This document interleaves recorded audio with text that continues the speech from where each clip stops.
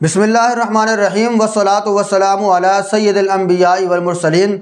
السلام علیکم ورحمۃ اللہ وبرکاتہ۔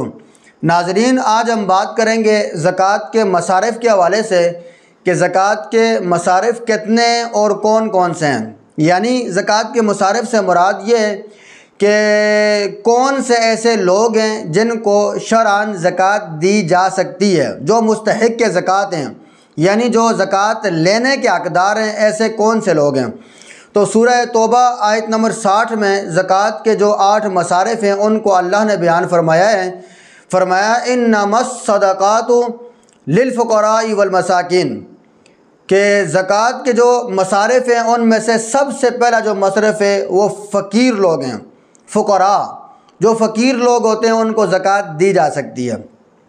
اب دیکھنا یہ ہے کہ فقیر کون ہوتا ہے، تو علماء کرام فرماتے ہیں کہ فقیر وہ شخص ہوتا ہے کہ جس کے پاس مال تو ہوتا ہے لیکن اتنا مال نہیں ہوتا کہ وہ نصاب کو پہنچ جائے۔ یعنی اگر کسی شخص کے پاس مال ہے، حاجت اصلیہ سے زائد اس کے پاس مال موجود ہے، یا نقد رقم اس کے پاس موجود ہے، یا کوئی حاجت اصلیہ سے زائد اس کے پاس سامان موجود ہے، لیکن وہ 52.5 تولے چاندی کی مقدار تک نہیں پہنچتا، تو وہ شرعاً فقیر ہے، تو اس بندے کو زکوٰۃ دی جا سکتی ہے اور شرعاً وہ بندہ زکوٰۃ لینے کا حقدار ہے۔ اور اسی طرح سے جو زکوٰۃ کا دوسرا مصرف ہے والمساکین، جو مسکین لوگ ہوتے ہیں ان کو زکوٰۃ دی جا سکتی ہے۔ اب جو مسکین لوگ ہوتے ہیں، مسکین لوگوں سے کون سے لوگ مراد ہیں، تو مسکین وہ بندہ ہوتا ہے کہ جو اپنی بنیادی ضروریات، جو کھانے پینے اور پہننے کی جو بنیادی ضروریات ہیں، ان میں بھی دوسروں کا محتاج ہوتا ہے، سوال کرنے کے لیے مجبور ہو جاتا ہے۔ اب جو ایسا شخص ہوتا ہے تو اس کو بھی شرعی طور پر زکوٰۃ دی جا سکتی ہے اور وہ زکوٰۃ لینے کا حقدار ہے۔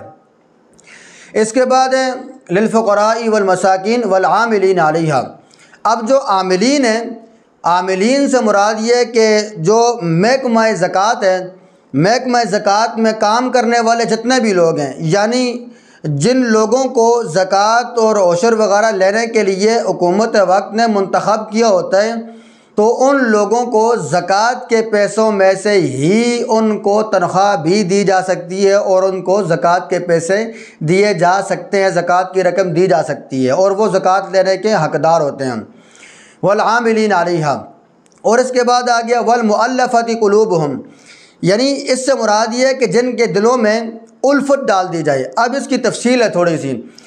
اب اس میں حضور علیہ الصلوۃ والسلام کے زمانہ اقدس و اطہر و انور میں یہ ہوا کرتا تھا کہ جو لوگ مسلمان تھے یا مسلمان نہیں بھی تھے تو ان لوگوں کو زکوٰۃ دی جاتی تھی۔ اب اس لیے جو کفار تھے ان کو زکوٰۃ اس لیے دی جاتی تھی تاکہ ان کے دلوں میں اسلام کی محبت پیدا ہو جائے، اور جو نئے نئے مسلمان ہوئے تو لوگ، تو ان کو زکوٰۃ اس لیے دی جاتی تھی تاکہ یہ اپنے اسلام پر جو ہے وہ استقامت اختیار کریں، پختہ یہ اسلام پر جو ہے وہ یقین لے کر آ جائیں، تو اس لیے ان لوگوں کو زکوٰۃ دی جاتی تھی۔ لیکن یہ صحابہ کرام کے دور سے یہ بات منسوخ ہو چکی تھی۔ اب چونکہ اسلام اپنی پاور میں آ چکا تھا، طاقت میں آ چکا تھا، تو اب اس کے بعد یہ حکم منسوخ ہو گیا تھا، تو اس کے بعد سے یہ والا حکم منسوخ ہو گیا ہے۔ اب کسی کافر کو زکوٰۃ نہیں دی جا سکتی ہے، چونکہ اسلام الحمدللہ العظیم دنیا کے کونے کونے میں پھیل چکا ہے۔ اب اس کے بعد وفی الرقاب، یعنی گردنیں آزاد کرنا۔ اب غلام آزاد کرنے کا جو تصور ہے وہ بھی اب چونکہ ختم ہو چکا ہے، تو اس وجہ سے اب اس وقت میں تو کوئی غلام آزاد کرنے کا معاملہ ہے ہی نہیں ہے، لیکن جب ہوا کرتا تھا تو اس وقت جو آقا اور مولا ہوتا تھا وہ اپنے غلام کو کہتا کہ مجھے اتنی رقم لا کر دو تو میں تمہیں آزاد کر دوں گا۔ اب ظاہر ہے غلام تو غلام ہی ہوتا ہے، تو اس غلام کو آزاد کرنے کے لیے اگر کوئی صاحب نصاب بندہ اپنی زکوٰۃ کے پیسوں سے اس غلام کو آزاد کرے گا تو اس کی زکوٰۃ ادا ہو جائے گی۔ اس کے بعد آ جاتے ہیں وفی الرقاب والغارمین وفی سبیل اللہ۔ اب جو غارمین ہیں، اس سے علماء کرام فرماتے ہیں کہ مدیون مراد ہے۔ مدیون یعنی مقروض، جو ایسا بندہ ہے کہ جو مقروض ہے، جس کے اوپر قرضہ ہے اور وہ تنگ دست ہے اور صاحب نصاب بھی نہیں ہے، تو اس بندے کو بھی زکوٰۃ دی جا سکتی ہے۔ والغارمین وفی سبیل اللہ، اور اللہ کی راہ میں خرچ کرنا، یعنی اس سے مراد یہ ہے کہ اس کی بہت ساری تفصیل ہے۔ اب یعنی کوئی بندہ جہاد پر جا رہا ہے تو جہاد پر جانے کے لیے اس کے پاس جو اخراجات ہیں وہ نہیں ہیں، تو اب زکوٰۃ کے پیسوں سے اس مجاہد کے ساتھ تعاون کیا جا سکتا ہے، اس پر زکوٰۃ اس وقت جائز ہے اور اس کو دی جا سکتی ہے۔ اور اس کے بعد آ جاتا ہے وابن السبیل۔